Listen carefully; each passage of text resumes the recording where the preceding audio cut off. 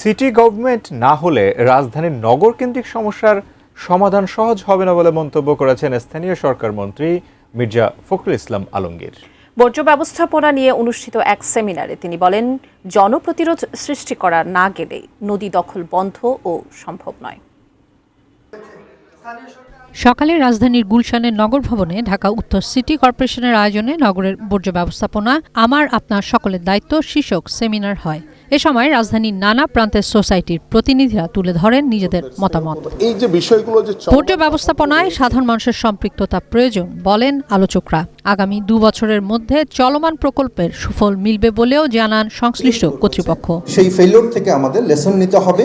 পরিকল্পিত নগরায়ন না হওয়ায় সবকিছু নিয়মের মধ্যে আনতে সময় প্রয়োজন বলেন স্থানীয় সরকার, পল্লী উন্নয়ন ও সমবায় প্রতিমন্ত্রী মীর শাহে আলম। আগামীতে বর্জ্য ব্যবস্থাপনায় পয়ঃশোধন কেন্দ্র এসটিপিতে নিয়ে যাওয়া হচ্ছে বলেও জানান তিনি। আমাদেরকে আসলে এসটিপিতে যেতে হবে প্রত্যেক অ্যাপার্টমেন্টের, নিজেরা এবং এর ব্যয় খুবই কম। সুয়েরেজের টোটাল পানিটি ট্রিটমেন্ট হয়ে রিইউজ করা যাবে, যে কাজগুলো আমরা শুরু করেছি।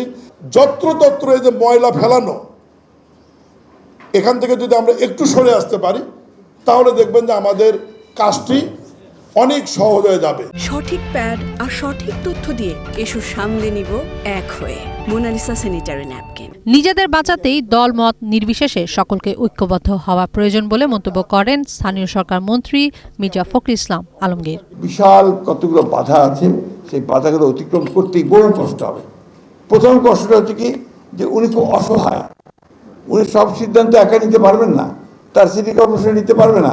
যে আনলেস আমরা যদি এই সিটি কর্পোরেশনগুলোকে একটা গভর্নমেন্টে পরিণত করতে না হবে, সরকার হবে সে, এবং সেই নিয়ন্ত্রণ করবে অন্যান্য ডিপার্টমেন্টগুলোকে যেগুলো ঢাকা শহরের জন্য প্রয়োজন।